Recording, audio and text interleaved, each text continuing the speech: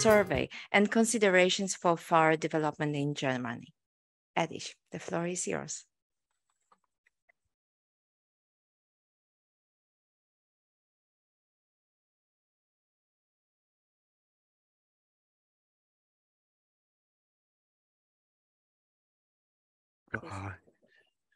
Dziękuję bardzo, Magdalena. Everyone knows that you are always right, but the first presenter will be on strike today. You may imagine why I'm on strike today. Fridays for Future and others are calling for a climate strike right now, today, 23rd of February this year. And I make a little contribution to this movement, which I judge most important, also for agriculture. We heard about climate change and its impact on farming. I will not talk about this, but my little contribution will be that we will see my slides, you will see my slides only briefly, only very short, but as some sort of compensation, I was asked to sing at the end, but it will be very short also. So we'll start with this rather complicated topic, and you will see all the 17 slides right now, but only for some seconds, just as a symbol for my contribution to this strike today. So Magda, please start.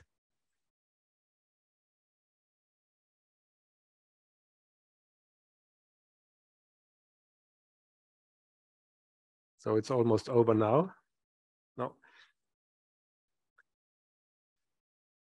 There are a lot of aspects in this topic.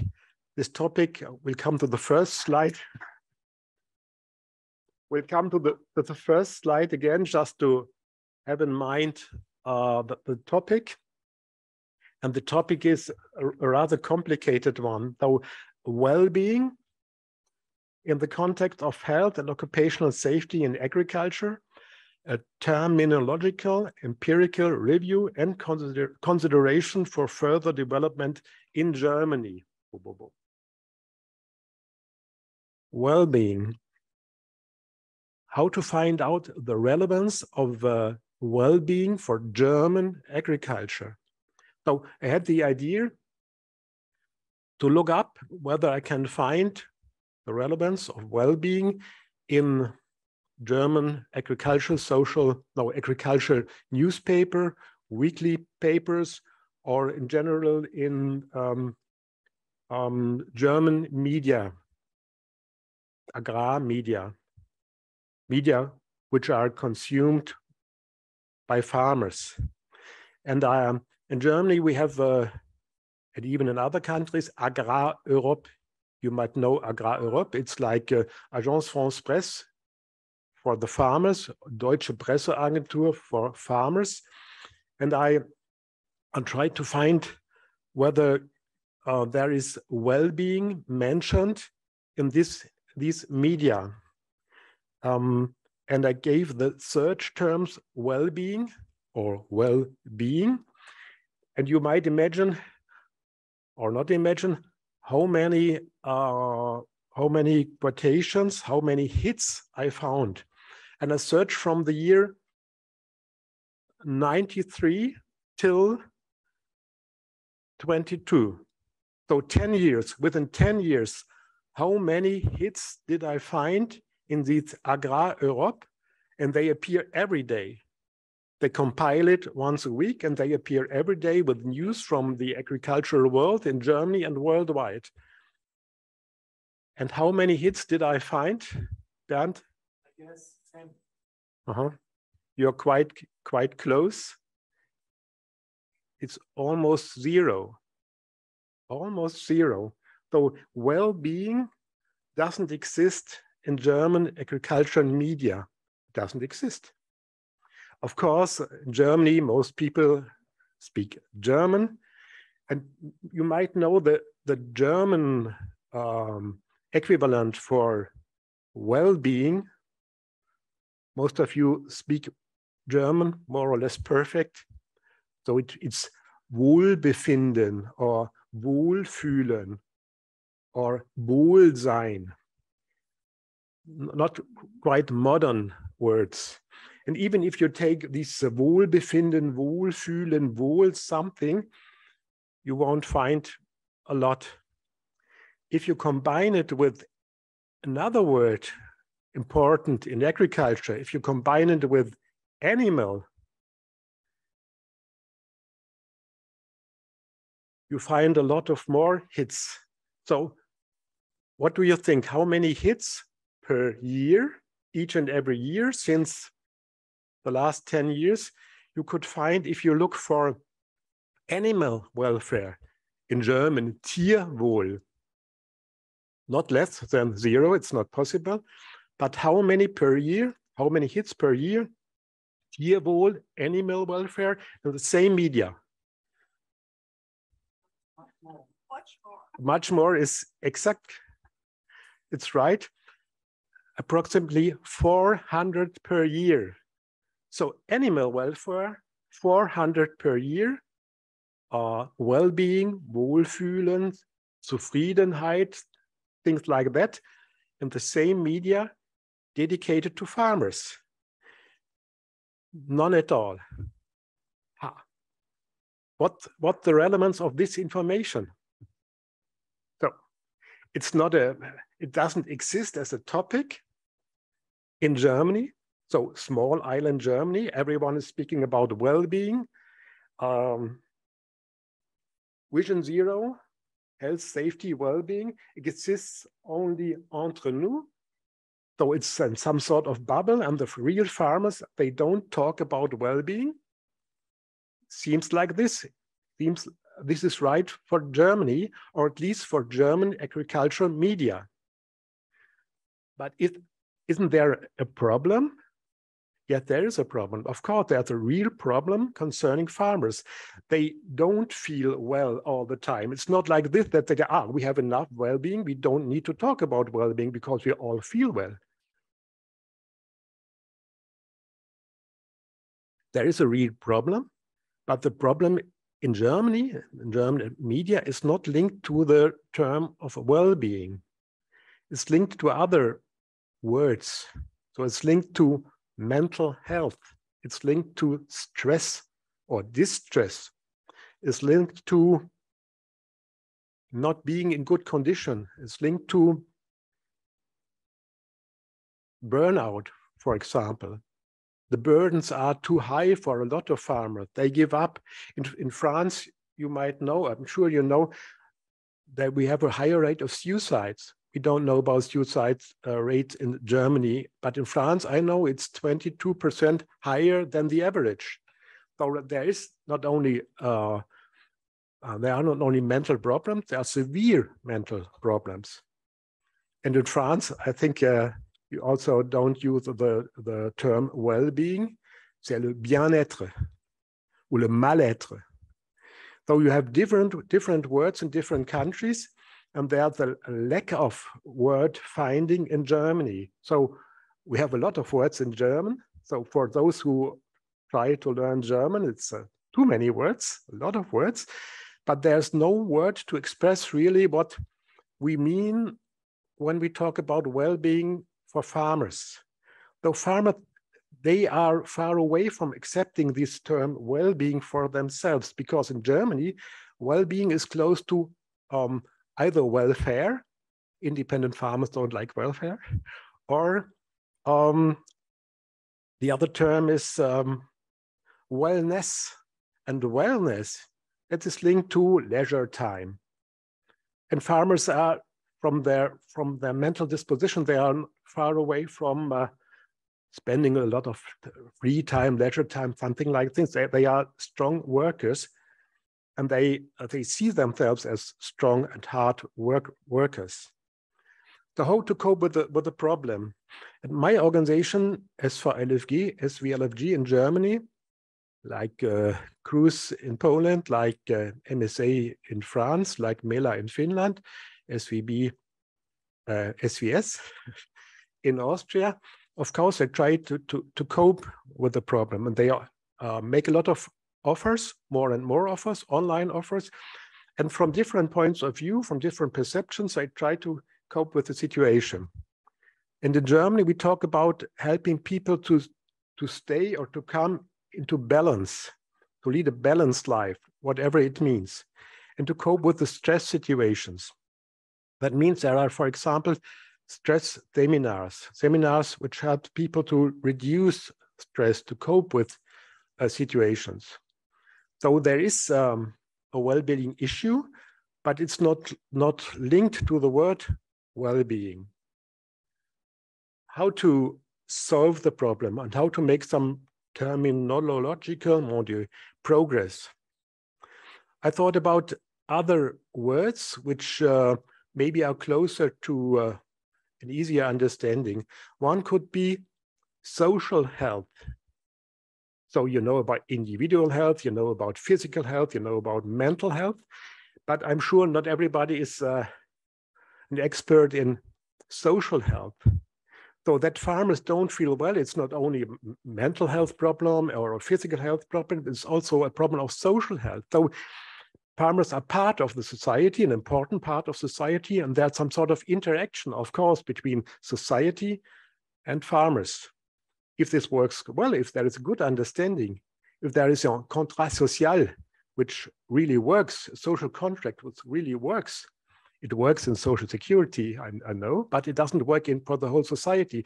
If this really works, there is good social health between society, between farmers, and between society and farmers. That's one aspect, this aspect of social health. And there's another aspect, it's resilience. So I think we have to strengthen resilience.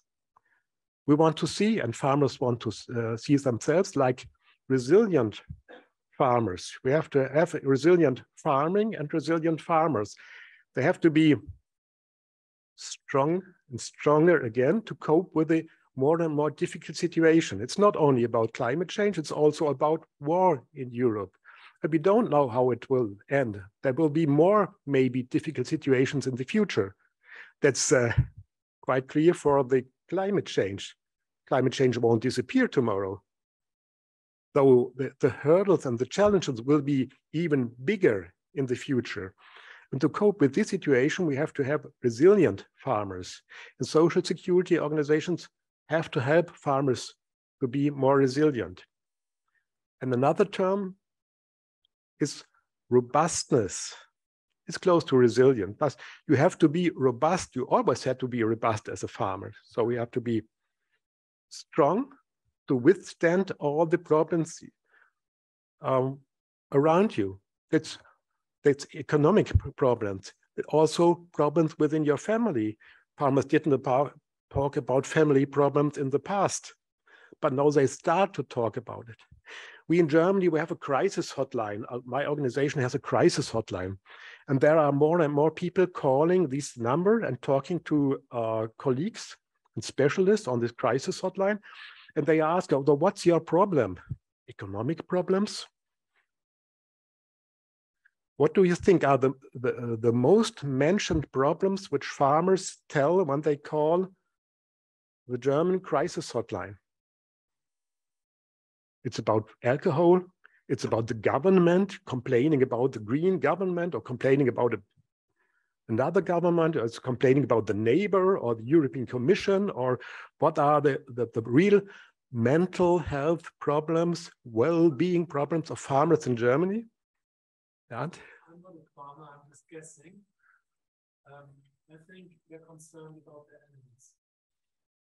For those, it's right. For those who have animals, it is right, because more and more farmers have to give up élevage. They are less and less farmers who have pigs and cows. That's right. Loneliness, it's also right. So lonely old men That's typical for farming in Germany. Yeah, that's right. Misunderstanding between generations. Yeah. Misunderstanding between generations. It appears very often. It's one of the main topics. So it's between the elder ones and the younger ones, between men and women, sometimes between farmers, with between neighbors. So the personal misunderstandings are on top of the list of mental health problems.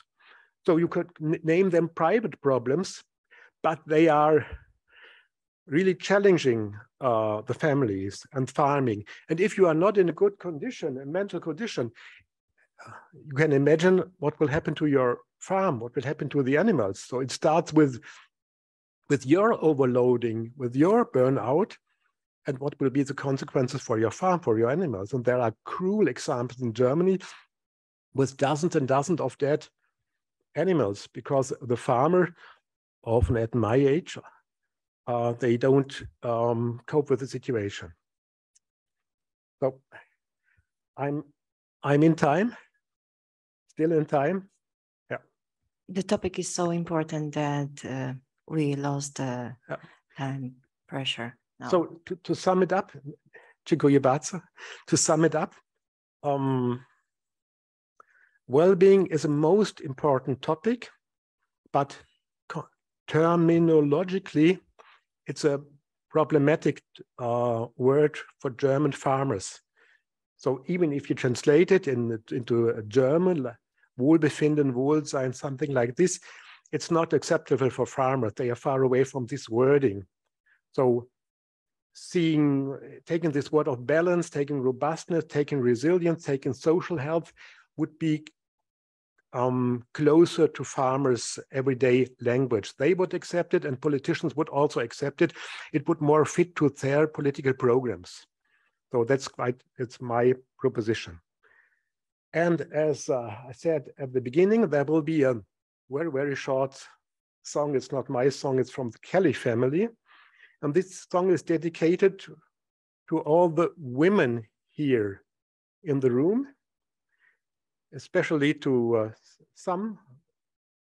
Don't name everyone, would be too long. So it's I used to be a great singer in the past. Today I have some problems with my voice, so it could be better. I sing it twice because maybe one time won't be perfect.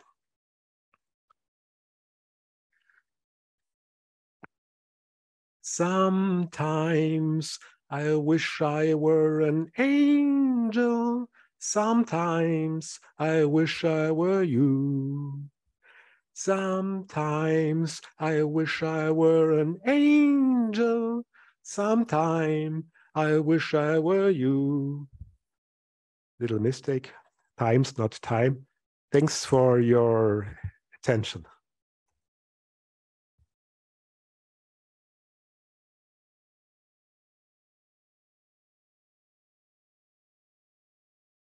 Thank you very much. Thank you. This is, I think, the very rich, energizing presentation of this very difficult topic. And actually, I would like to share with you my observation that the problem with understanding well-being doesn't concern only Germany. When you were talking about it, how is it taken in by the German farmers, then I recall one situation when we just launched the Vision Zero in Poland, safety, health, well-being. In Poland, for well-being, the translation is dobrostan. And dobrostan, this particular word, is very much about well-being of animals. So more or less the same situation. So once I was talking to one of our members from members of the Farmers Council, to our president, and I was talking about, so now we have Vision Zero, safety, health, well-being. We will talk about prevention in different ways, taking into consideration these 3 pillars, and there was full understanding of the safety, full understanding of health, but then was well-being, but well-being it's about animal well-being? What does it mean exactly for human well-being? So I think that this is really a problem, and there is still a lack of recognition, including legal recognition of well-being, both on national and still international levels. And I think that this is the topic that still need to be more developed. That is why I'm very happy that within the ISSA, there is one working group launched recently, and we work on well-being guidelines, and this will be a part of the background that can be spread out, that can contribute, can be incorporated soon to many sources that we can just get it from it. Okay, so thank you once again for this wonderful presentation. And now we move to the next presentation. And this time I would like to ask two wonderful ladies.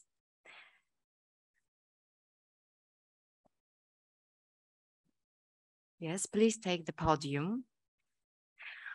We will talk about animal welfare and occupational health stake. And we have two speakers, Ms. Magaline Caillon and Ms. Anne Rodot. For this presentation, Magaline Caillon, she manages the prevention department of MSA Central Fund, France. She is an agricultural engineer and manages a team of about 15 national prevention advisors, engineers, and ergonomists. Anne is a project officer in charge of international coordination. She will introduce the MSA's OSH organization, and then Magali will make her presentation dealing with animal welfare and occupational health stake. The floor is yours. Dziękuję bardzo, Magdalena. I think it's quite difficult to take the floor after Mr. Erich Koch, all the more when it is the first time you talk in a public, but we'll try. Just as a reminder, I will just say some words about our French MSA's organization. So MSA is the social protection body for the agricultural world in France. This social protection scheme consists of a central level and 35 regional funds. MSA is in charge of a public service mission, and it manages all the areas of social security for its insured members. This is to say contribution and benefits for sickness, family, retirement, health and social action, employment control, and accident at work. And the issue that interests us today, which is occupational diseases, and this is of interest to us today.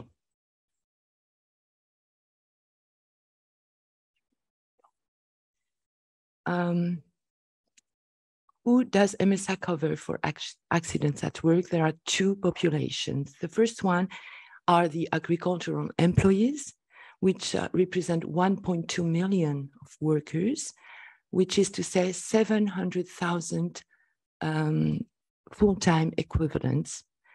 And this shows also the importance of the seasonal employment.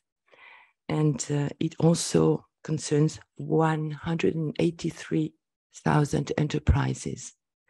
And then the second population are the non-salaried workers, with 530,000 people of different statuses: farm managers, spouses of farm managers, joint contributors, etc. Please, thank you. Now, on this slide, you can see the illustration of some professions that we are covering. So the sectors of activities we cover concerns plant and animals, agricultural production, agri-foodstuff, landscapers, zoos, banks, and insurers of the agricultural world. The membership is compulsory and exclusively entrusted to MSA. And now, the Occupational Health and Safety Professional Network is composed of 1,000 people.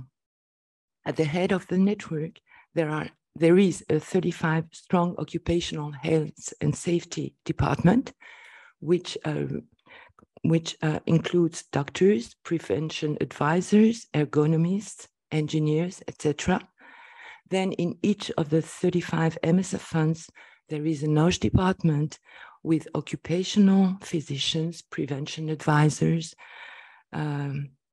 nurses, supervisor, and administrative staff. And to give you some figures, there are 350 posts for occupational physicians, 250 posts for prevention advisors, 140 posts for nurses, and 250 posts for supervisory staff and administrative staff. And we are currently short of at least 1/3 of occupational health workers. And this makes our system a little bit more fragile. And now I will give the floor to Magali, and she will just talk to you about animal welfare, which represents an occupational health stake. Thank you. Dziękuję bardzo. Grazie. Thank you, Anne. Thank you, Anne. And thank you, Eric, because you introduced a little my topic, because the topic is animal welfare and occupational health. And the subtitle on my topic is a question: under what conditions can the animal welfare be a factor in occupational health? This is a big question in this moment. In France, not a week goes by without the agricultural activity being undermined through articles, videos, public speeches on TV, on social network. There are also intrusion into livestock farm or slaughterhouses. Farmers are experiencing unprecedented media pressure that is deeply challenging the French agricultural system. The direct consequences are disoriented and disillusioned operators and employers, crisis of meaning of their activity, crisis of confidence of the policies that are followed. Young people who no longer want to continue or take over the family farm, project postponed in breeding or slaughterhouses because professionals no longer know what tomorrow will be made of. There has been a decrease in breeding installation. And finally, the tension of professionals is further accentuated by the fact that the response to social pressure systematically involves the creation of new rules and standards, the imposition of prescriptions that do not take into account the effects of the work activity in terms of working time, mental load, financial investment, and mentally and under pressure and psychologically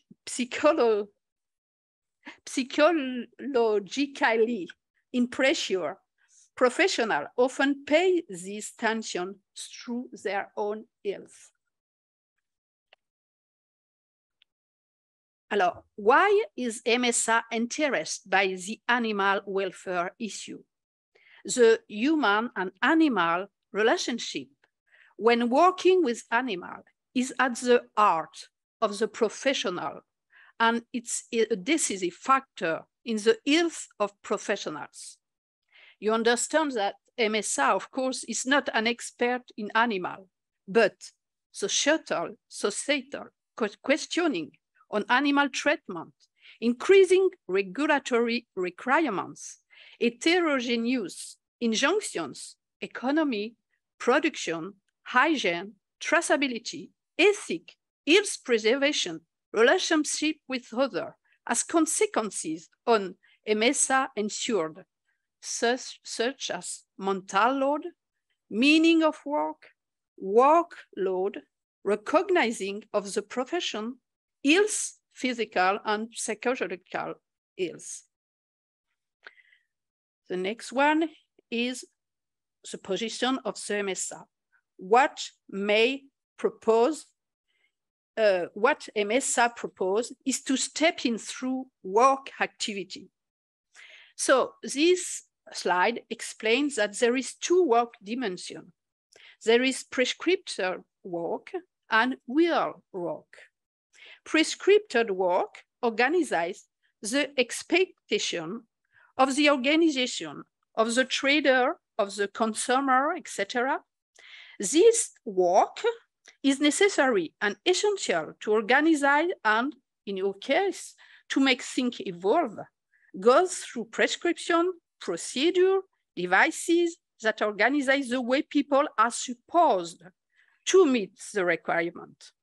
All these requirements enter into tension each other. This is the blue arrows on the slide. And the second dimension is the real work. The real work is what people understand about it. And it's different for each person, how they interpret it and what they manage to do with it in a work situation according to the realities that stand in the way of the prescription, as well as the technical, organizational, economic, ethic, and moral question that it raises for them. It's important to know that prescribed work can never be carried out strictly in real work, especially because the knowledge and understanding of people who draw up the standards and prescriptions is far below the reality in real work. Prescripted work and real work are concepts of the ergo discipline that address issue of work as a human activity. Here an example. If we ask people to be attentive and careful in an organization where they are asked to go fast and to do volume, this requirement has little chance of being taken into account because people in real work encounter a lot of difficulties. It can work for a while, but at the expense of their own health. What MSA proposes, so the challenge is to rethink the way in which prescriptions are drawn up to develop existing prescription so that they make room for the real work of those who the prescription is intended. That is to say, to reconsider the prescription so that it can be deployed in a less inconvenient, less risk, less penalizing way for those who have to apply it. It is therefore a question of developing prescriptions that help in the work, that are real resource for action, and that make sense for those who apply them. For this, the prescribers must understand the question that the operators will encounter. Last slide is the action we are currently developing as 5 steps. The first one, regular meeting with the animal welfare referent of the organization in charge of regulations, farmer training, and technical institutes, so that these actors take into account the real work of professionals in their recommendation.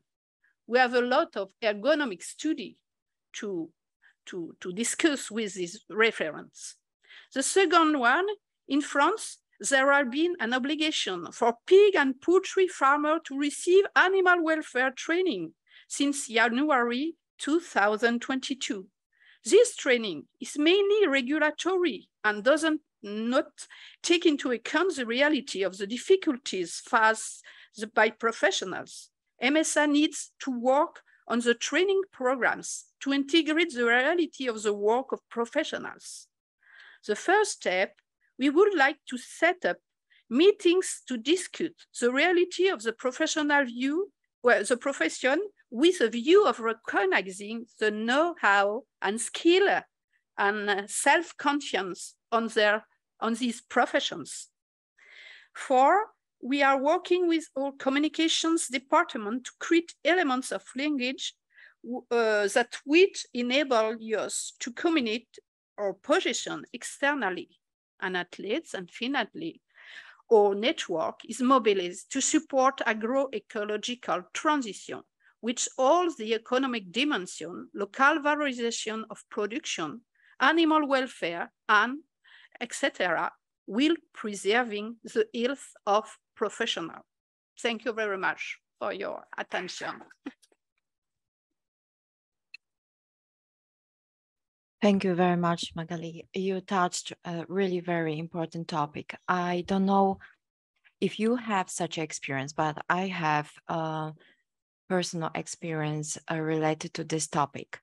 As among my friends who are farmers, I see this very strong generation change in approaching to animal production. I mean, we have crop production, we have, I shouldn't actually call it animal production, but some people some people use this expression. However, young people, young farmer, they do not want to deal, some of them, they do not want to deal with animals anymore. It is like to try to find a different profile of farm, rather crop than animal. Why? Because it's easier. Because dealing with animals, it's really an art, as Magali said. And this relation between human and animal, it's really an art. And the quality of it, it has an impact on both, on animals and on human as well. And somebody told me that if you want to see what is the mental condition of a farmer, you should visit his or her farm and check the animals. And then you can tell much more about the mental health and the well-being of the farmer. So thank you very much for this very important topic. And now another social inclusion issue, which will be dwelt on by Ms. Marta Suchocka-Zielińska, our chief specialist in the rehabilitation office at KRUS headquarters. She will give a presentation on building the well-being or caregivers of people with disabilities, KRUS regeneration stays. Marta, I hope you are with us, and the floor is yours. Yes, I am. Thank you very much, Magdalena. I try to share you the presentation.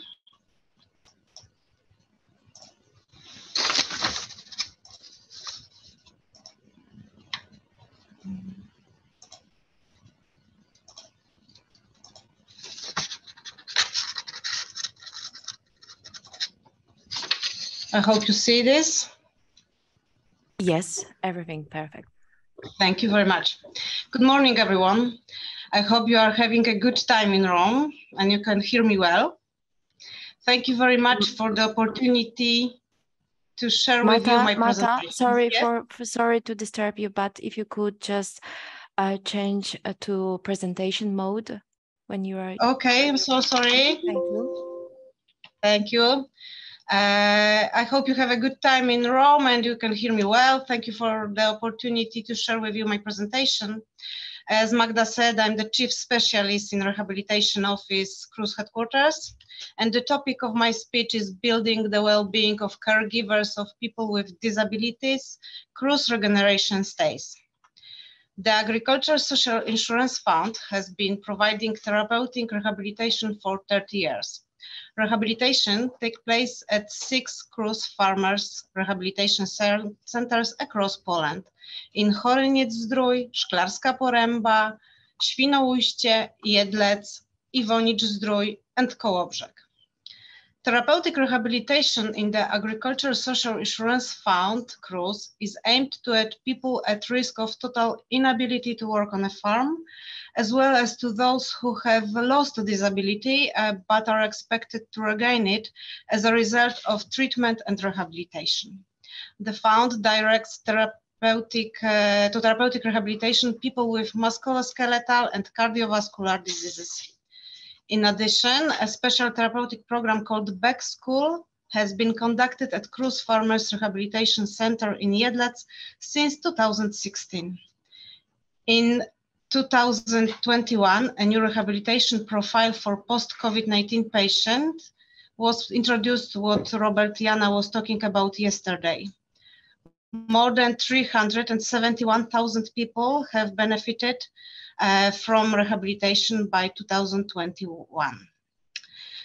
Since 1993, the Social Insurance Fund has also been referring farmers' children for medical rehabilitation, and this rehabilitation is currently taking place at 5 farmers' rehabilitation centers during the summer vacation. By 2022, more than 33,000 children have benefited from rehabilitation. Rehabilitation stays for children are organized in the form of 21-day stays, and each participant is provided with accommodation, meals, 3 treatments per day, medical care, and educator's care. In June 2022, amendments were made to the law on social insurance for farmers, which will allow the fund to refer 2 new groups of patients for rehabilitation and regeneration stays. For rehabilitation, the fund will be able to refer people entitled to an agriculture pension, and for regeneration stays, it will be able to refer people who are caregivers of people with disabilities insured in KRUS. In view of the aging population, provisions have also been introduced into the law regarding the referral of persons entitled to agricultural pension for rehabilitation in order to improve their health. This rehabilitation will be carried out in the form of 21-day stationary stays in 6 farmers' rehabilitation centers. Those referred to it will be provided with accommodations, meals, and an average of 3 treatments per day. In 2023, the fund plans to refer the first 600 pensioners for rehabilitation. It will be possible to be referred to the turnout 12 months after the end of the previous stay. People who are caregivers of people with disabilities receive care from them around the clock. Often, this care requires being available all the time. Moreover, caregivers do not have time to rest of their mental health and quality of life, which is why the law has been amended to allow caregivers of people with disabilities to go on regeneration stays.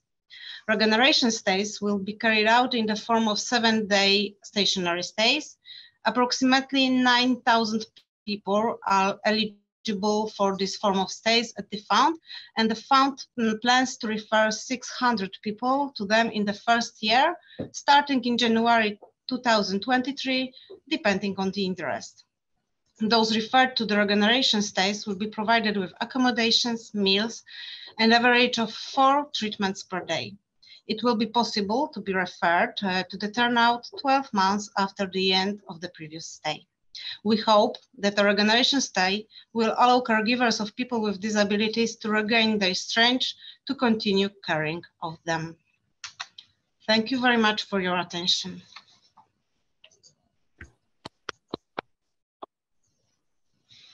Thank you very much, Marta. We couldn't see the slides, but all the presentations, I would like to inform you that you were given on the USB. So you have all this presentation. However, maybe this is already the trend that was introduced by Erich, that we don't need presentations anymore. The most important is what we hear. So we heard that we introduced the new regeneration stays in our rehabilitation offices, and And this is really very important. It is like, okay, we are talking about disabled people with disabilities, but we shouldn't forget about those who are the caregivers. And that is why we introduced this change in our legislation. Thank you once again. And now another scientific perspective on well-being and social inclusion issues will be given in next presentation, Preventing the Malaise of Agriculture Professionals in France, which will be presented by two ladies, Raphaël Derlusseau and Mathilde Gervaiseau from MSA France. I hope the speakers are with us. Can you hear us? Yes. Yes, we can. The floor is yours. Thank you. I will just activate the presentation.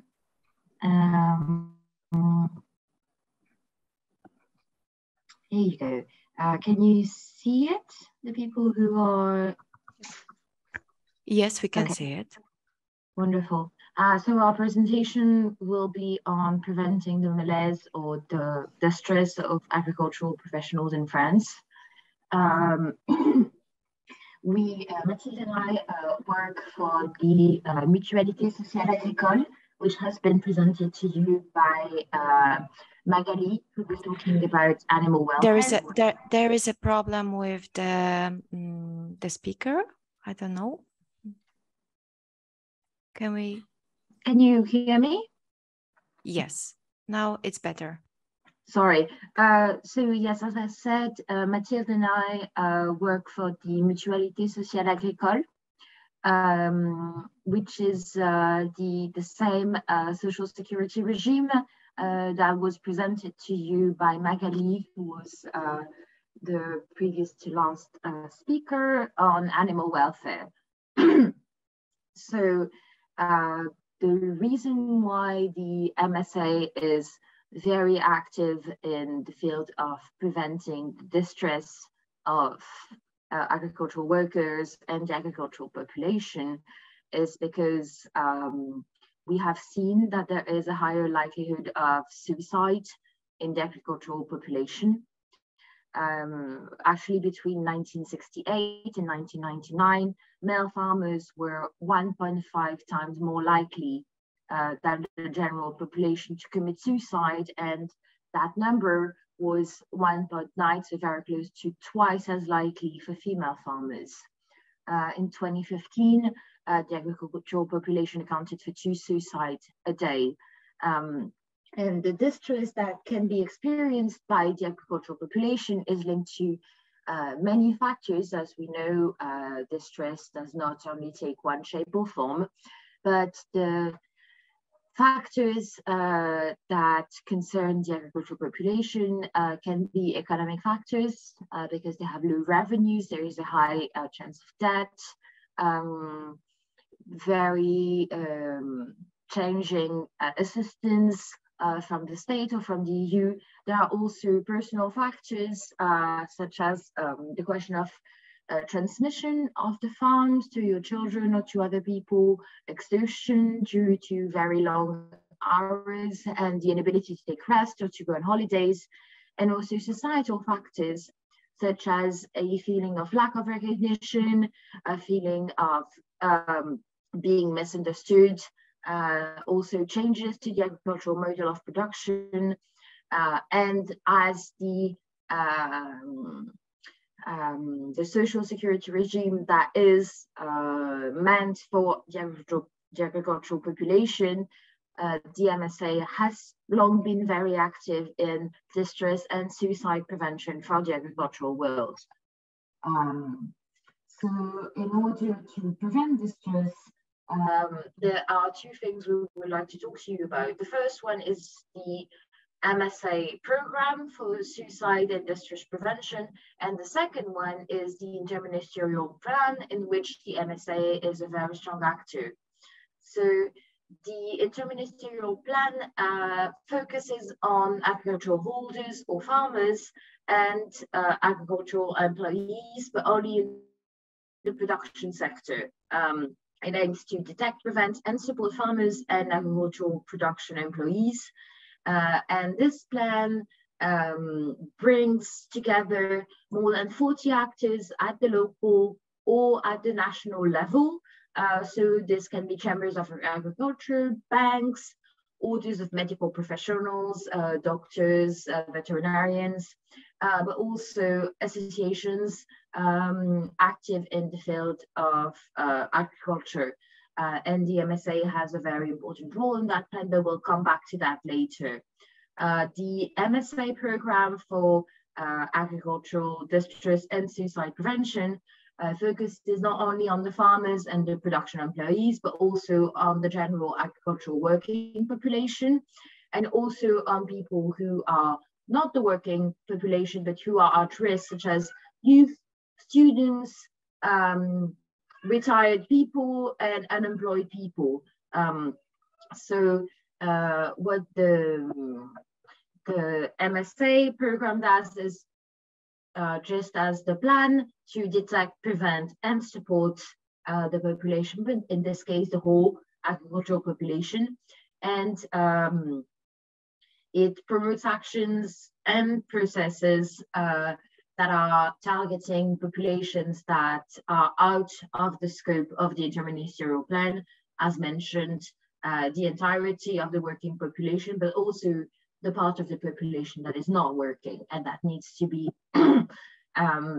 taken care of as well. So how is it locally declined? Because the program and the plan are have a national level, but also a local level. So at the local level, the MSA declines the program with all of the competent departments, such as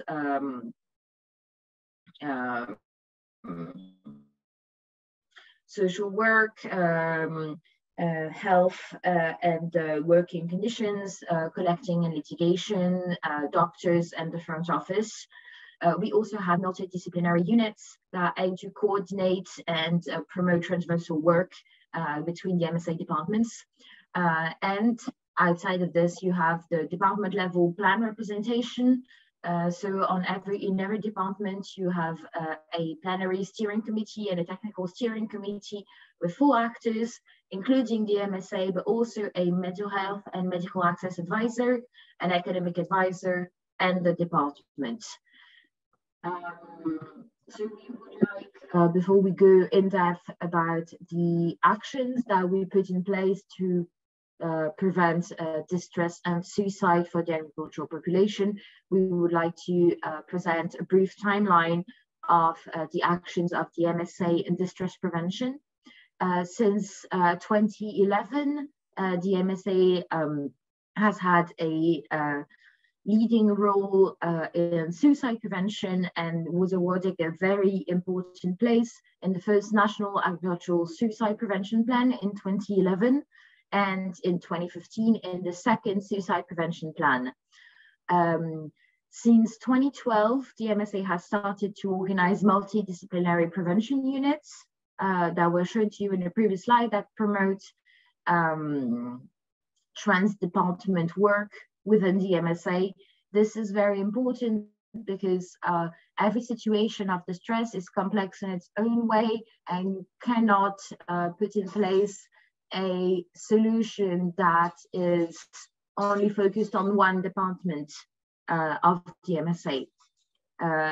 Since 2013, we have what we call Sentinels, and Mathilde will go back into this later.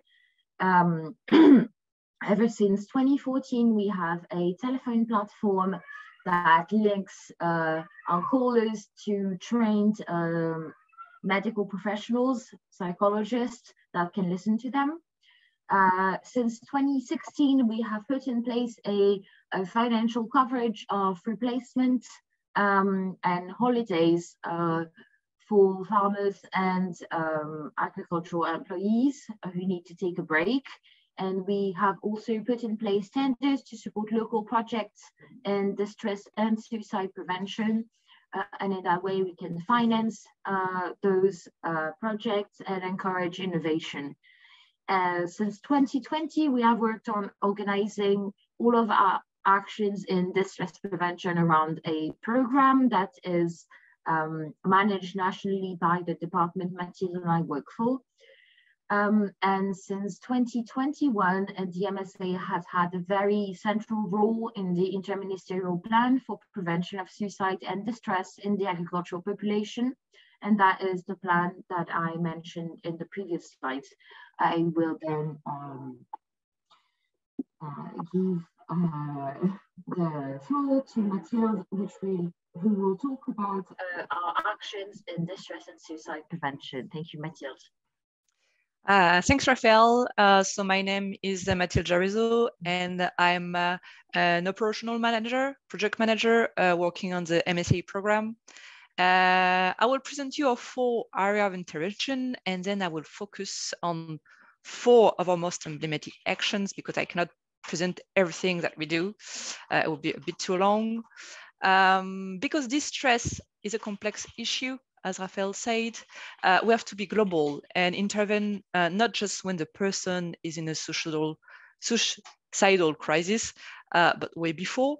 That's why we have many actions in prevention, as you can see, and targeted for specific people and their specific needs. We also have to work on detection, and this is very, very important detection because people in need don't necessarily come forward, especially farmers. They usually wait the last moment to call us, and so we have to come forward. We have to go to see them, to find them.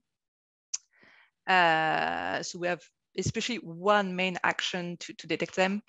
We need to provide a global support because distress can have different roots, which are professional, family, economics. So we provide social support, medical support, and a psychological support. Finally, we have orientation, either for complex cases that will need intervention of the social worker, a doctor, and even other professionals. So we have case review for that. And we'll also have to call partners when external need is requested for some cases. Very important, most of our actions were initially local actions and built by local professionals, and we nationalize them. Next slide, please.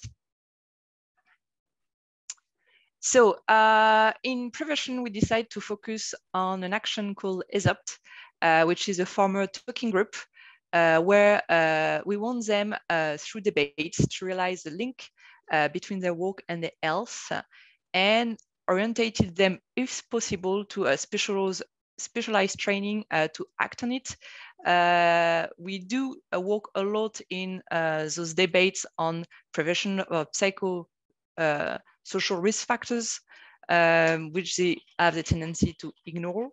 If you look at the figure and fact, last year's surveys tell us that we do have an impact on 70% of the participants. Each year, we have more than 300 farmers that follow that group. And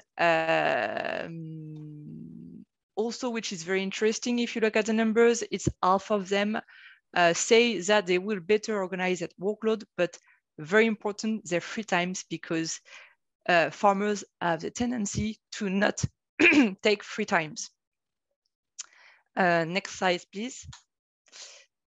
In detection, we are working since 10 years on a network of Sentinel.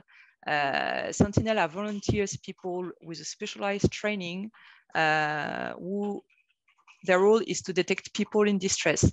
Farmers, but not just farmers, also employees in exploitations. Volunteers can be a bit everyone.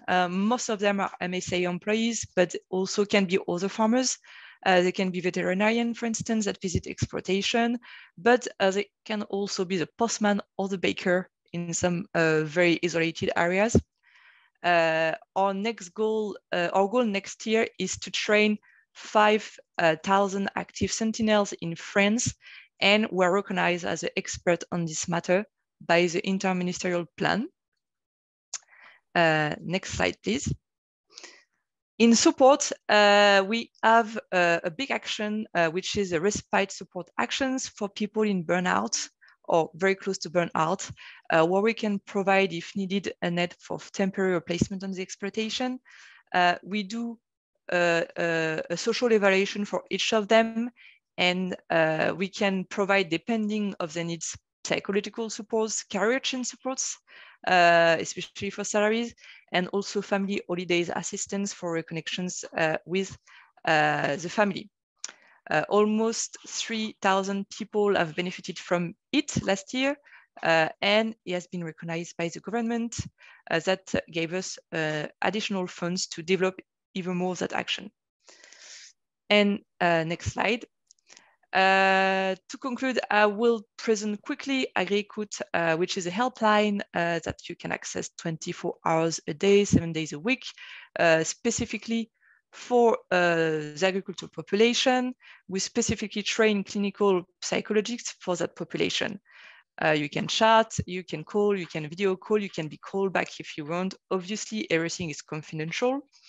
And we have around 300 calls a month. Agri-Écoute is very interesting because it's a first step to create a link with people in need. And in some cases, if situation requires it, we can reorient them to social services, respite supports, or other actions that we have. It's very interesting to notice that we have more or less the same amount of men and women who are calling the platform. Also, we have 30%, 35%, which is a big amount, which are older than 60 years old, because this is where we have a lot of suicide after 60 years old in the farming population. And also breeding farmers are very represented because this is a production sector in big crisis in France. And I think it's not just the case in France. Next slide. So what's next, Raphael? Yes, I hope you can hear me. Yes, we can hear you. Yeah, wonderful. We'll present what the next actions are for the interministerial plan and for our program. In the interministerial plan, we are conducting a territorial diagnostic on the departmental level and developing an action plan for each county. So this will assess the local needs and the local offers in terms of preventing distress and suicide among the farming population. So the MSA has worked on a methodology, and all of the diagnostics will be conducted by the MSA, the IRS, which is the Regional Health Agency, the Regional Economy, Employment and Solidarity Agency, and the local prefecture, so the local prefect employees. And once we have that diagnostic, which will be a snapshot picture of all that is needed and all that is available, then we can organize, develop, and streamline the local offers and promote partnerships between the 40+ actors of the interministerial plan. And I will let Mathilde present what the MSA will be doing next. Thanks, Raphael and Kat. So on the MSA program side, we have 3 main actions for the next year. The first one is to launch a national campaign of communication because we have to promote our work towards health and social professionals so it becomes more known, and it can help us also to detect people to help them. The second thing is we want to keep working on sharing and nationalizing our best practice and new actions. We have a network of local program officers created at the beginning of the year, and thanks to them, we're already thinking of new action we can put in place because we have new needs every year, especially lately with the climate crisis. And last one, we have to develop reporting and data collection on distress because it will help us to anticipate future needs as much as we can. and provide better decision help. Thank you very much for your attention. Thank you very much. Thank you very much.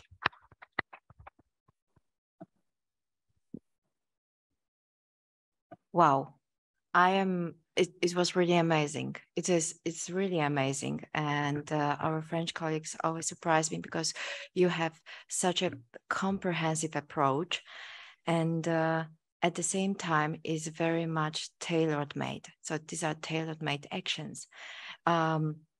In the whole picture, we see the main message, which is prevention first. Even when we talk about social well-being, because it's about social well-being. And I would like to share with you one of our observations here. It's about enriching rural communities. This is what I think what we also focus on, that it's not just to give somebody money. It's not only about money. It is about the idea how to use these sources and how we can, what can we do to enrich the place of living people who say it's difficult. It's very difficult because of many reasons. And we heard today, why is it difficult to stay in the villages, to take this big responsibility to continue with farming nowadays, and how to enrich local communities. And I think that I will give you an example. This year, KRUS is has an active participation in one of the nationwide contests. We are not the main organizer, but we take part in it. And I think this is really an excellent idea. This is called Battle of the Regions. Sounds very serious, but it's about having battles on cookies and regional courses. A really very delicious battle.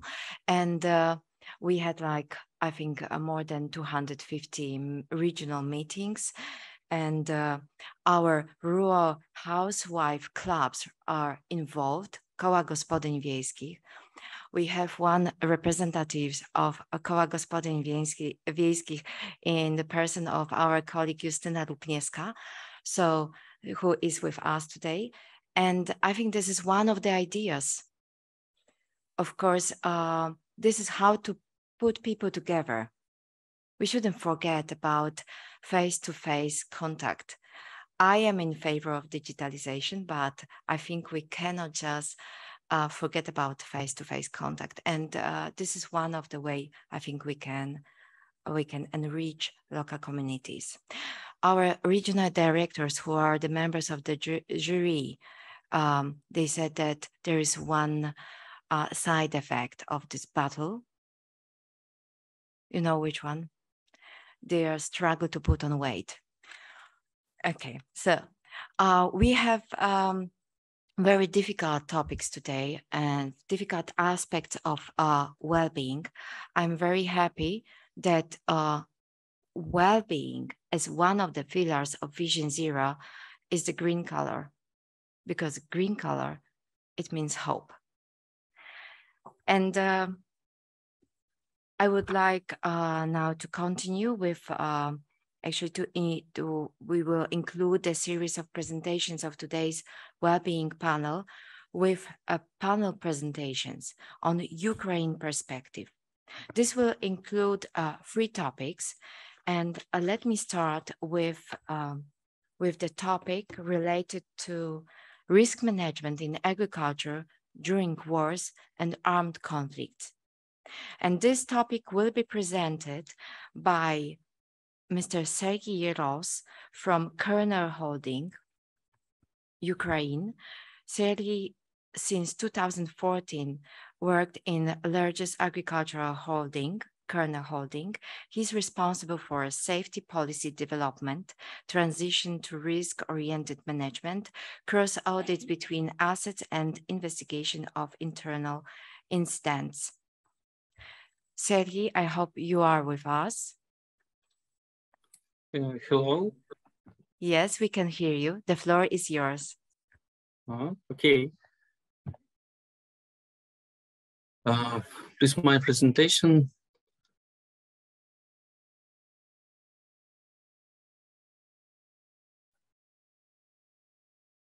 I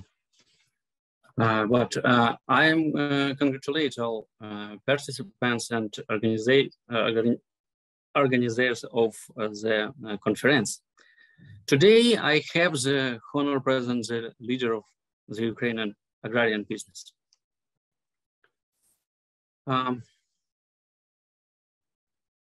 My name is Sergey Ross. I am HC manager, kernel company. Please, you see my presentation? No, we cannot see. Can you share it? Maybe okay.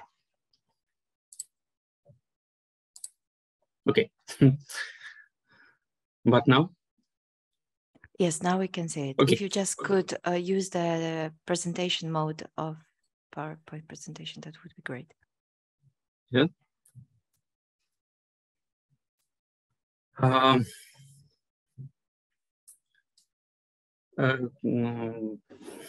Sorry, I'm not heavy.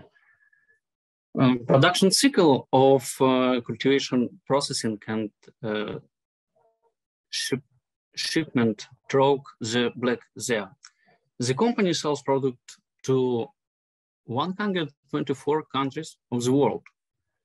But on February 24, the company completely stops production. 1 moment. We had ready plans for an emergency shutdown of enterprise. Before, so everything was done without emergencies and incidents. Like the rest of Ukraine, we were guided by the instructions of the government and the state emergency service. The staff was removed from their jobs as much as possible and sent home. Production activity was completely stopped. So we first faced to the risk of war. The world practice of risk management divides military operations into periods: pre-war, military, post-war.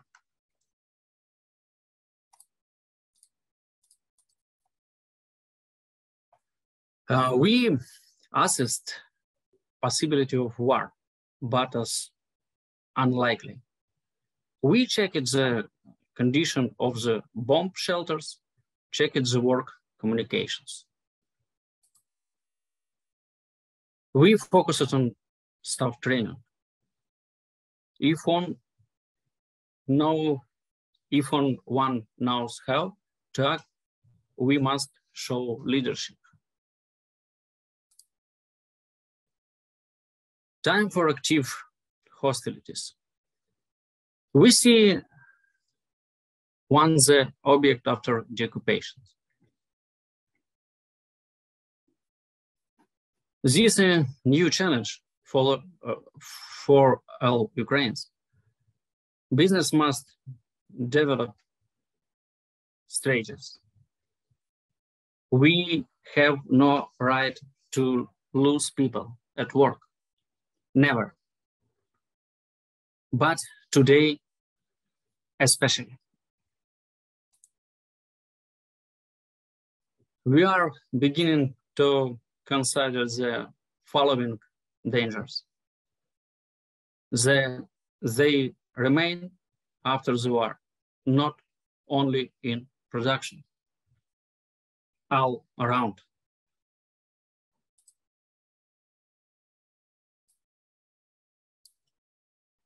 In the first days of the war, key changes took place in the work of many organizations and industries.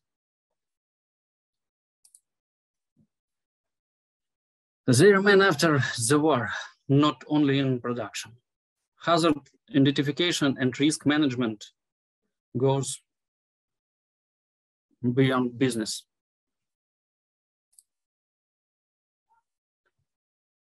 And the main difference from the military approach is that the security system does not accept human laws.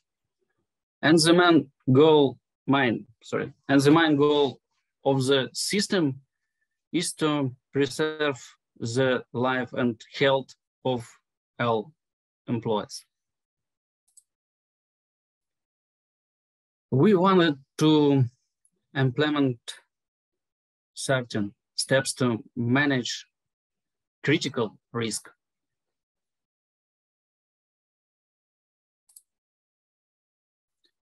But the war continues and puts before us many new unknown challenges.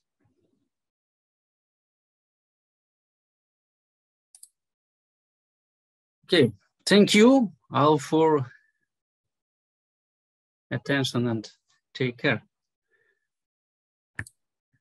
Thank you very much. We will go directly to the second presentation, and we made the summary after the panel. Our next speaker, Mr. Evgeny Sadovy, is the director. Director of Agricultural Processing of Agri-Industrial Holding Starta Kiev.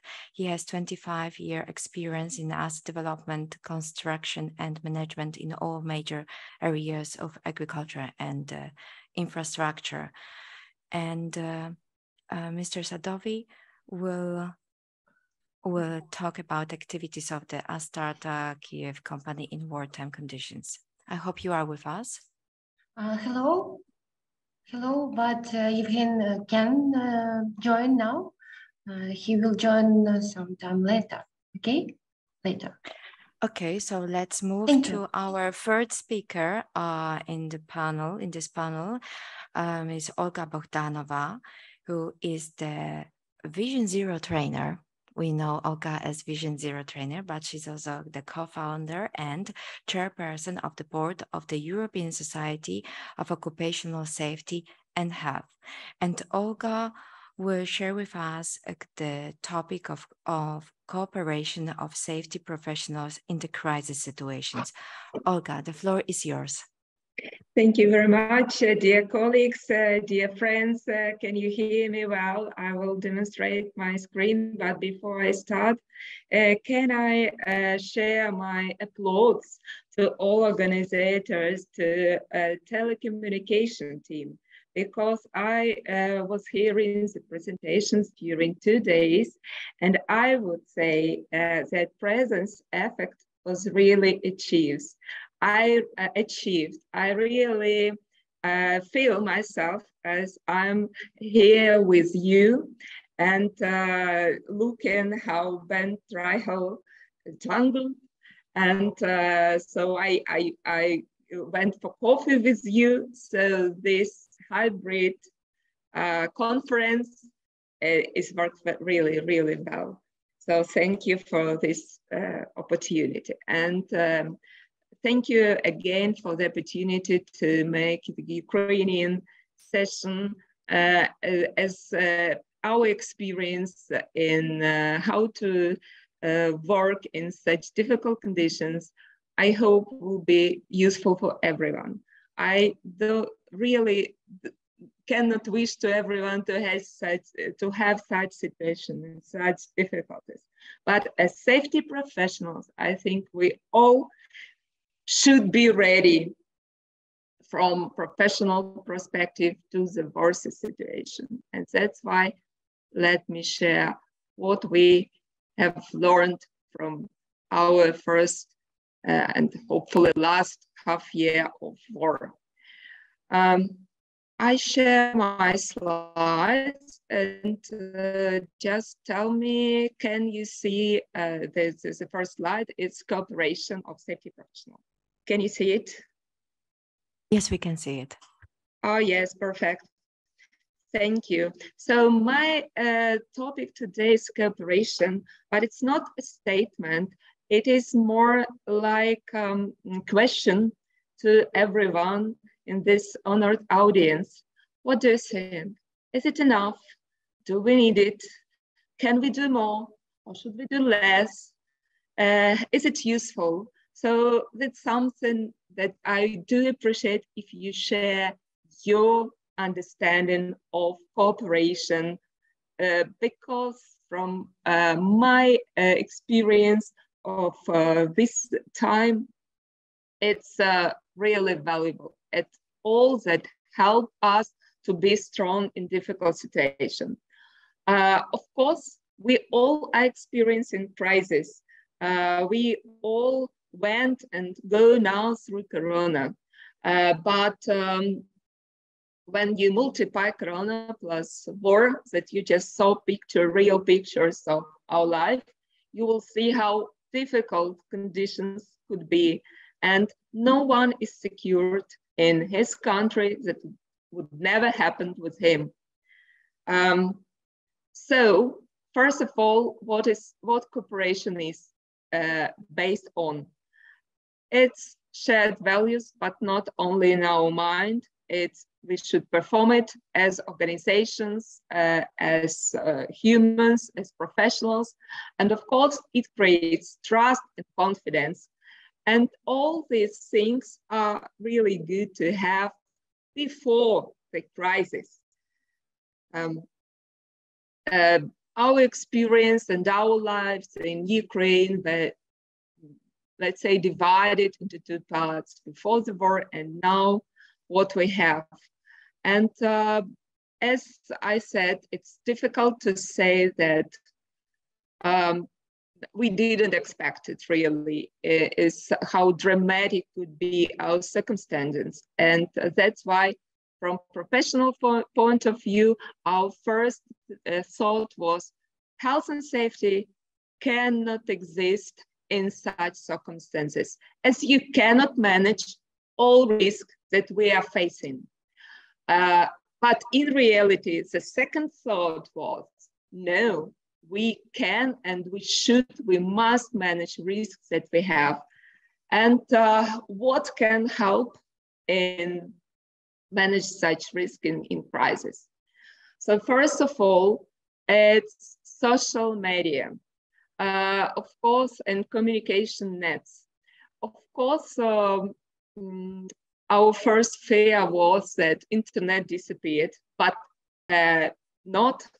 It exists, and it's the first way how to effectively and fast share the necessary information, where to hide, where is the biggest risk, and so on.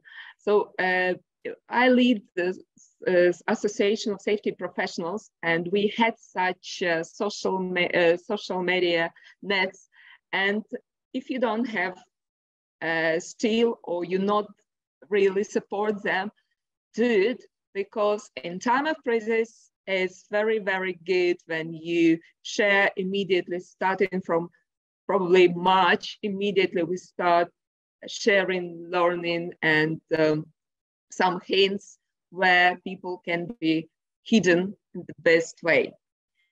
Another topic, what can... Olga, we have some connectivity problem. Can you hear us? Help, and it's of course, sorry, okay. Yes, we had some connectivity problem. I hope it is over. Okay. Is it okay now? Yes. Now it's better. Okay. Yes, yes. Can you see the slide number 2? Yes, we can. Yeah, we cooperation. can see the slides. Yeah, perfect. Yes. Yes, thank you. So,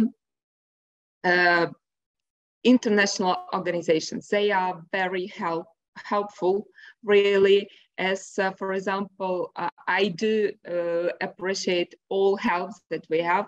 And I would highlight, for example, ILO. As with support of ILO, now Ukrainian specialists are completing the guidelines of insurance safety and health at work in warm and post-form times. It's under development under the umbrella of ILO, and hopefully next year we will have it and we will present it, because all our mistakes, some misunderstanding, something I think will be useful from professional perspective to a lot of people.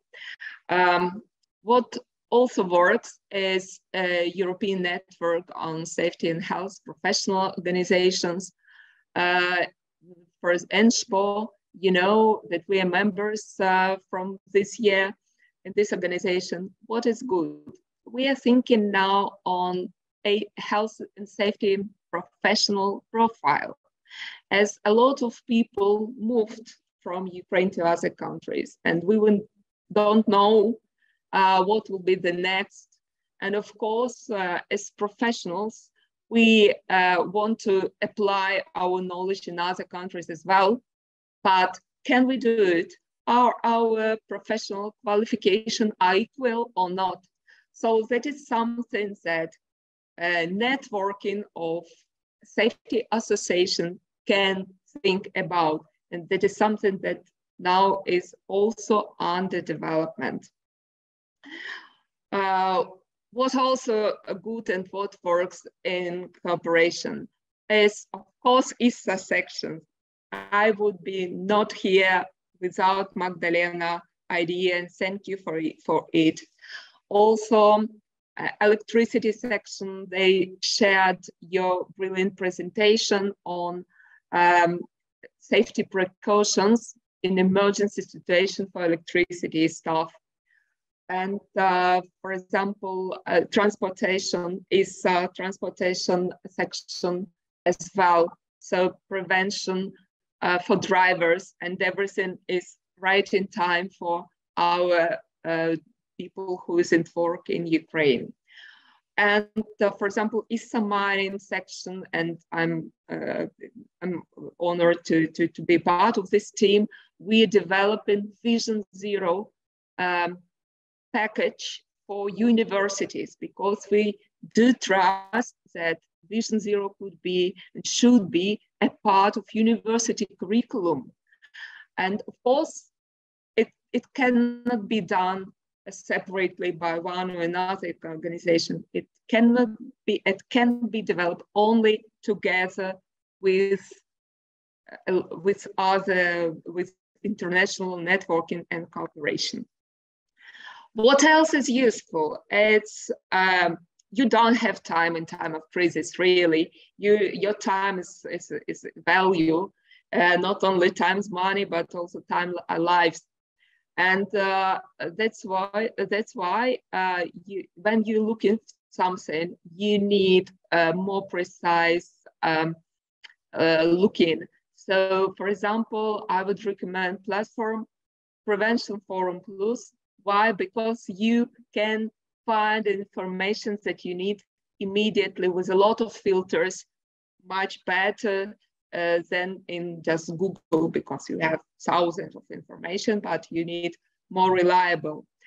And also, this platform has ability to create teams, international teams in Corona Parish, Parish Partnership on European Research. They were working in this platform, so we can continue with that. What else we found? That really, if health and safety professionals would like to help to others, actually we don't have understandable ways how to do it. We know each other individually, but as organizations, it's quite difficult to communicate and cooperate. And for Ukraine, our association together with VDC, German Association of Safety Professionals, and together with support of Vision Zero movement. So we made a Help Alliance for Ukrainian workers. As a chance, when you go, you can register as professional, for example, provide safety training or protective equipment or some new ideas of protection. And of course, it's just model that can be shared then for other crisis situation like earthquake or difficult accidents with a lot of people injured. Immediately, health and safety professionals can mobilize their efforts, accumulate, and provide it directly in the place where it is required. And one thing that surprised me more than others is that all that you think during war, it's not only how to save your life, it's also how to give a face, the better future to young generation, to young people. And that's why we continue with conferences, with webinars, with sharing Vision Zero view.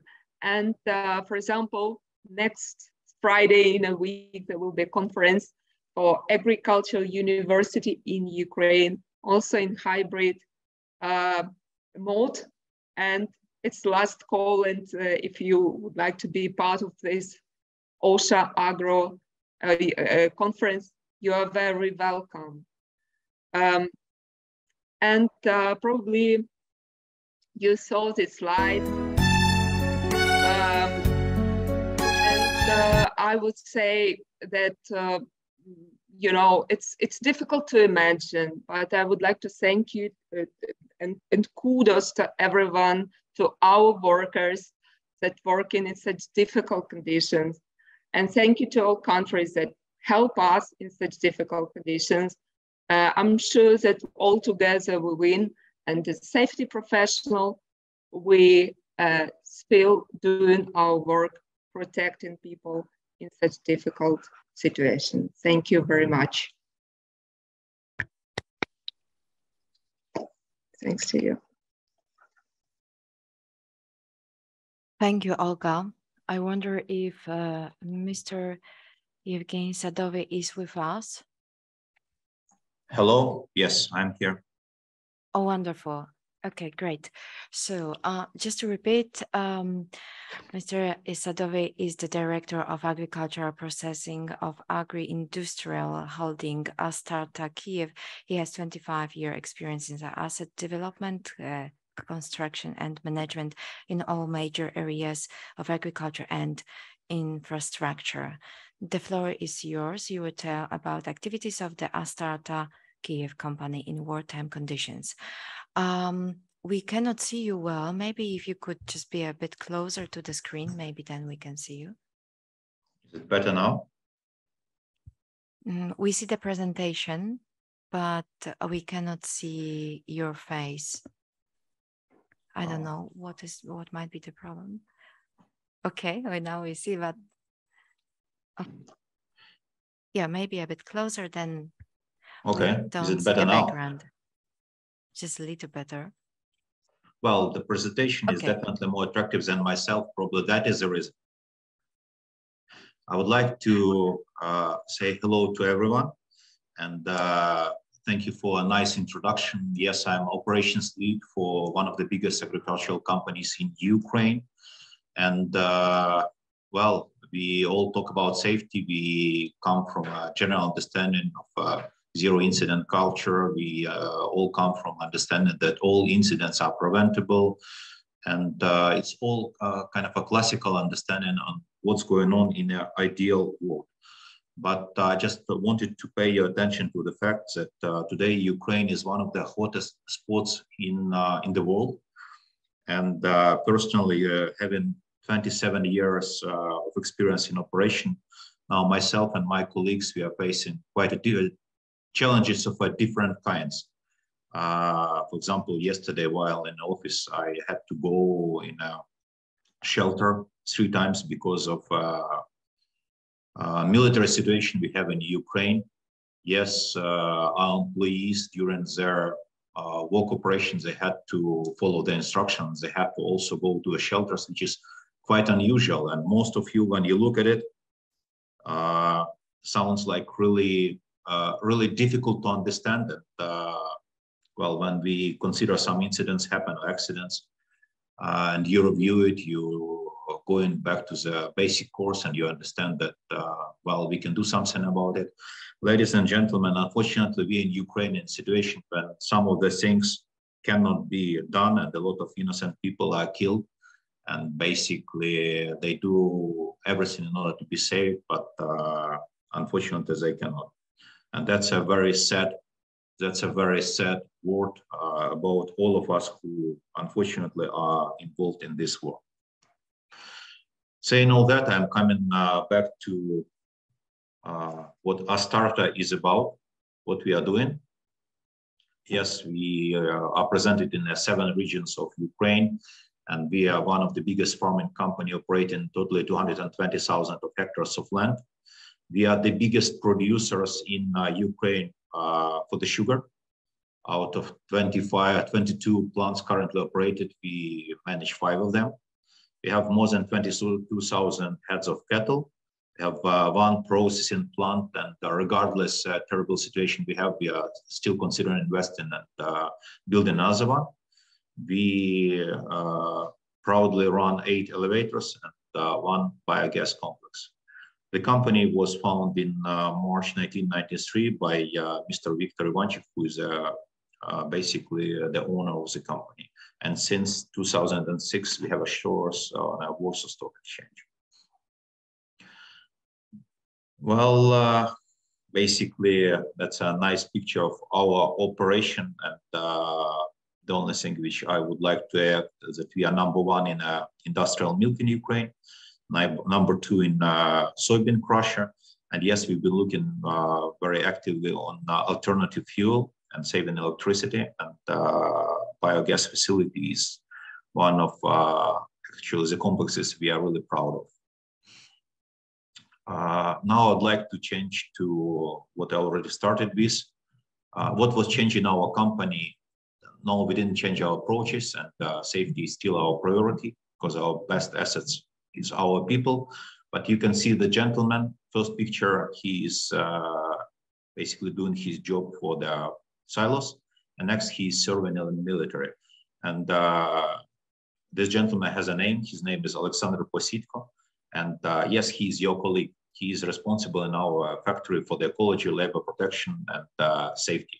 This guy, unfortunately, this gentleman, unfortunately, has to leave his duties, and he has to join the army to protect our country. And he is one of another 300 employees that have been mobilized and joined the army. Think about how terrible this number is. 300 people has to go from their families, from their normal duties, and they have to join the army. Talking about incidents, accidents, again, I'm coming back to my 27 years of experience, but it's a first time I had to say about this kind of event when civilian, our employee who was working in the field, was killed by a military plane. You see the picture, that's a real one. That's what happened to the person who was doing his job in the field. And that was an attack from the plane.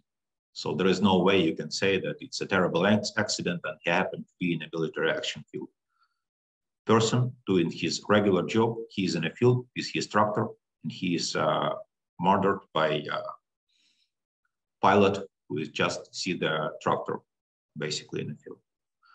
So I don't want to spend too much time on our regular practices. Well, we all know them, and I'm sure that's very similar to other operations. But look at the pictures and see yourself how different kind of the risk we see in basically in our day-to-day activity. I just saw the interview of one Ukrainian CEO of the company, whose basically house was invaded, and then basically the Russians left. And surprisingly enough, he found a bomb in his washing machine. You ask yourself why people are doing it, why basically this whole thing started. But yes, that's what we can see in our day-to-day activities. Yeah. So, and we really hope that after this terrible situation will be over, so we'll come to basically to what we know good and what we know the best how to do. We grow our wheat, we grow our products, basically process them, and we deliver it to the world. And we really hope that it's going to happen as soon as possible. And yes, unfortunately we have to modify our existing procedure. We had to develop basically specific instructions how to behave all employees in case of alert. We arrange special shelters. We basically develop some remote control stations, because basically those of you who are aware how the crush plant is operational, and basically the sugar plants is very similar to that, you're aware that it's not possible to stop the process and go away. It takes a lot of time to stop it, and it's kind of a risky operation, and we cannot leave it uncontrolled. So we in Astarta, we had to take all the precautions in order to make this operation safe for our employees, environment, and for the people in the neighborhood. I will skip the slide with the certificate, but you can trust me that we have all of the certification which is required. That's something we are really proud of, but unfortunately, again, in this meeting, I would like to share with you all of our achievements, but it's too unfortunate I have to speak about different things. And one of another new activity which we volunteer to do, we support the families of those that have to leave the occupied region. And yes, our employees and our partners and basically a lot of people involved. We support the community. We support people who lost their homes, and you can see the numbers yourself.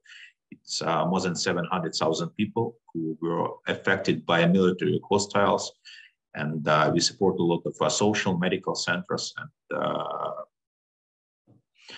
again, so it's a bit of emotional, I understand that, but unfortunately today that's a part of our life. And I would say today it's the biggest part of our life. So we all trust in that the war will be over as soon as possible, and we'll return to our activities. Thank you very much. I'm very happy to be here with you. Thank you for the invitation, and I would like to share with you part of our life, part of our day-to-day activities. If you have any questions, I would be more than happy to answer them. Thank you very much.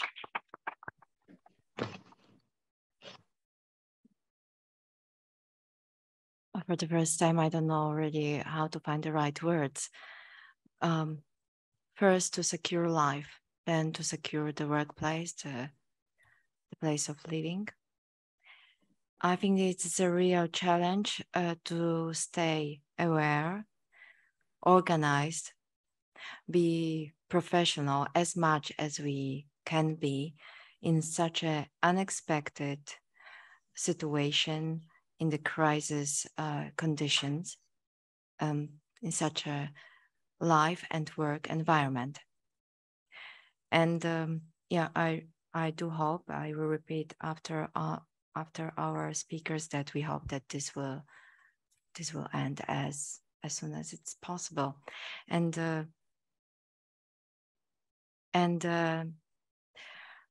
just one comment. We are talking today about well-being, and it's really very hard to talk about well-being in such a situation. But what we can do is just to do our best as much as we can, and focus on doing our things, tasks, duties, follow this in the best way we can. And I would like to thank all the speakers today. We reached the time for the questions and answer session, if there are such. Magdalena, I'm not sure if there was a person who had raised their hand. No? Do we have any questions? Are there any questions, comments before summing up our two-day colloquium?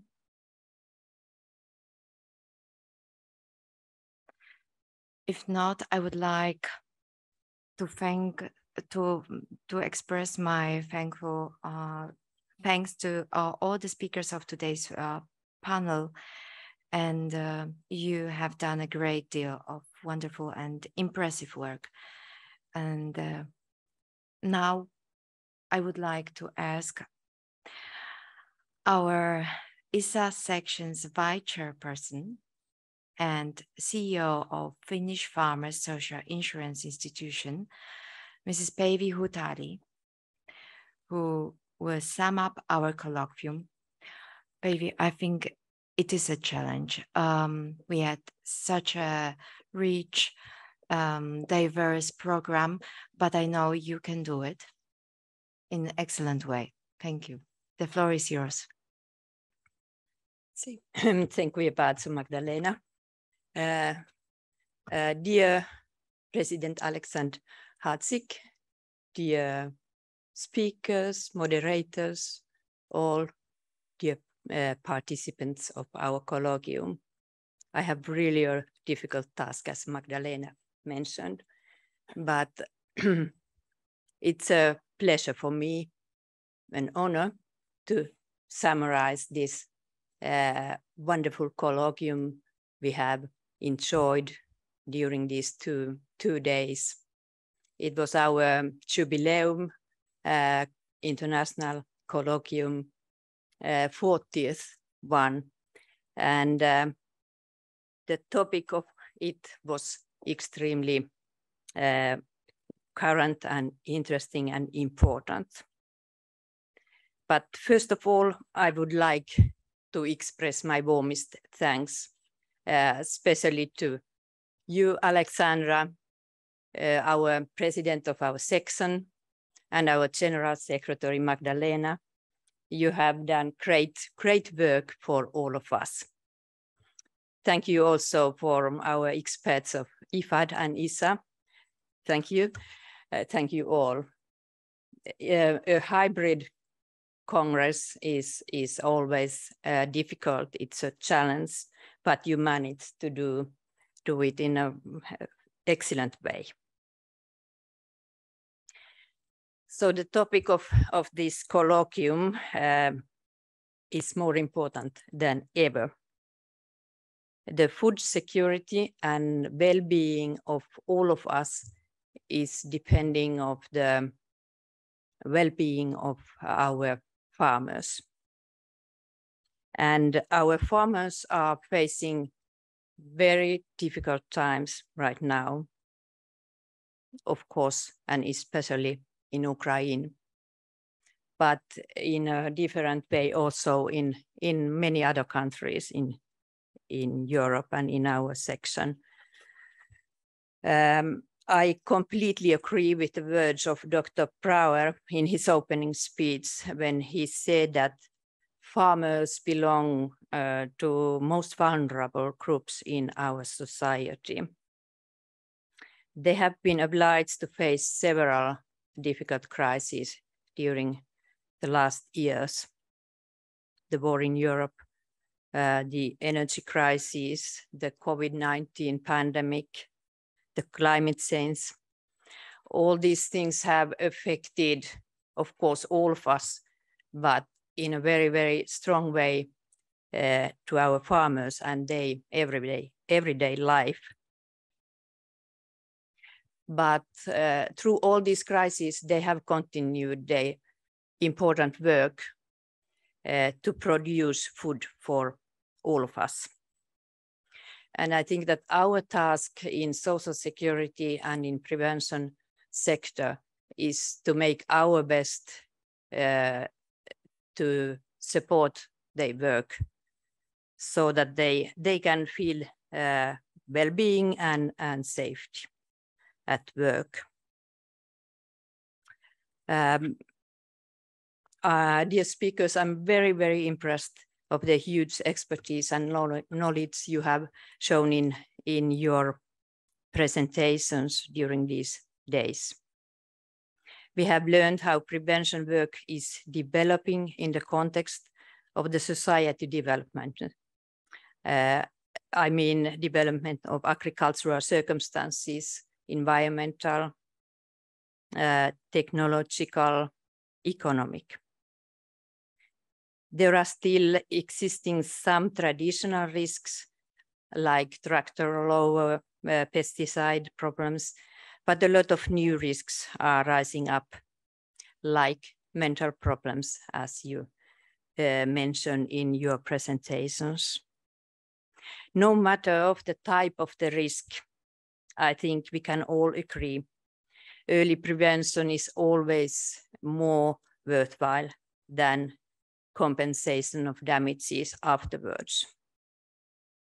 It's more worthwhile, not only socially, but also economically, as our colleagues have showed yesterday in the statistics of Poland. Dear friends, to cope in a crisis is crucial, but the return to normal life is also demanding. Recovery of the accident or from COVID-19 pandemic is demanding new solutions, new approaches. And we had the opportunity to hear some best practices of that field as well. And we cannot forget that the pandemic might not be over yet. But dear friends, I don't want to finish with a pessimistic vision.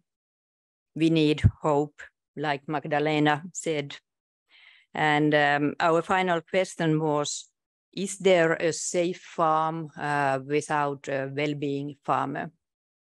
Of course, we can speak about what is well-being, like Erich was considering. If well-being is not a good word, you can always use the Finnish one, hyvinvointi.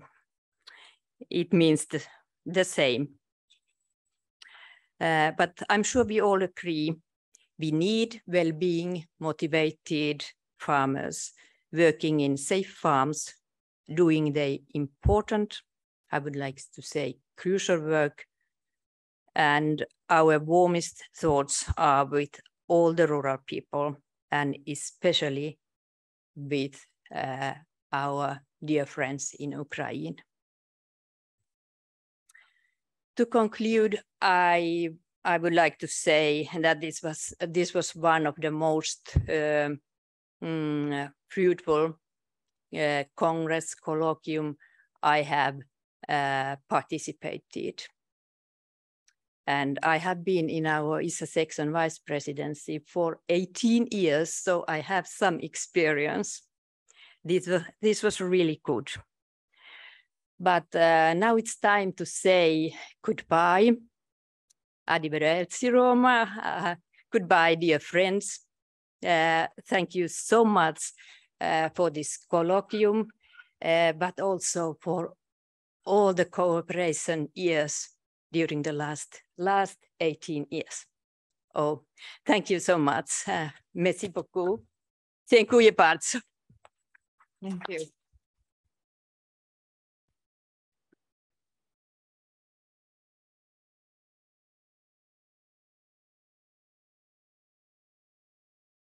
Ladies and gentlemen, today's colloquium has come to the end. It is with great pleasure that I offer my congratulations to all of you. You were really very, very brave. And you are those who contribute to the service of agriculture. So now we'll have a special task to share our experience with others back home and even more worldwide. And I wish you all the best, job satisfactions, and mutual goodwill, not to forget about safety, health, and well-being. And once again, I would like to express my respect and appreciation. And I hope to see you all at the next colloquium. Thank you.